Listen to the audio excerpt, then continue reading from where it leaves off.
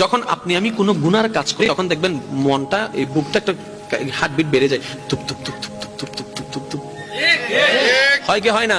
যখন আপনি কোন অন্যায় কাজ করবেন গোপনে, নিজের একটু হার্টটা দেখবেন এটার স্পিড একটু বেড়ে যায়। তার মানে আপনার হার্টই আপনাকে জানাচ্ছে বান্দা করিস না, আল্লাহ নারাজ হবে, করিস না, আল্লাহ নারাজ হবে, করিস না। আমরা এটা বুঝতে পারি নাই, আমরা মনে করেছি এমনি হার্টবিট বেড়ে যায়, এমনি হার্টবিট বাড়ে নাই। ওই হার্টের মাধ্যমে আল্লাহ আপনাকে মেসেজ দিয়েছিল, আপনি আমি সেই মেসেজটা বুঝতে পারি নাই। কিন্তু তারপরে যখন গুনাহটা করি মনে মনে একটা জিনিস আমরা চাই, কেউ যেন না দেখে, কেউ যেন না জানে, কেউ যেন না দেখে, কেউ যেন না জানে। আপনি করছেন আল্লাহর অবাধ্যর কাজ, আল্লাহকে নারাজি করার কাজ, আল্লাহ জমিনে দাঁড়িয়ে। কিন্তু আবার যখন আপনি বলছেন কেউ যেন না দেখে, তখন আল্লাহ পাক আপনার ইজ্জত বাঁচানোর জন্য চতুর্দিকে পর্দা করে দেয়, দেখার মানুষ আর দেখতে পায় না। বলে ফেরেশতা বলে আল্লাহ তোমার হুকুম অমান্য করছে, তোমার জমিনে দাঁড়িয়ে তুমি তাকে প্রোটেক্ট দিচ্ছ।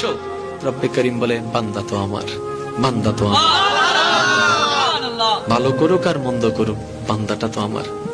বান্দা যখন কোনো গুনার কাজ করে আল্লাহ পাক রব্বুল আলামিন তখন তাকিয়ে থাকে, বান্দা আয়, ফেরত আয়, রিটার্ন কর, রিটার্ন কর, এখনো সময় আছে, রিটার্ন কর। বান্দা যখন করে ফেলে তখন আল্লাহ পাক বলে যে এবার রিটার্ন করে তওবা কর, এবার রিটার্ন করে তওবা কর। করে ফেলেছো তো করে ফেলেছো গুনাহ, কিন্তু তুমি যদি মন থেকে একবার তওবা করে বলো যে মাওলা ভুল করেছি, মাফ করে দাও, তুমি আল্লাহ ইয়াগফিরুজ যুনুবা জামিয়া। সুবহানাল্লাহ। আমরা আসলে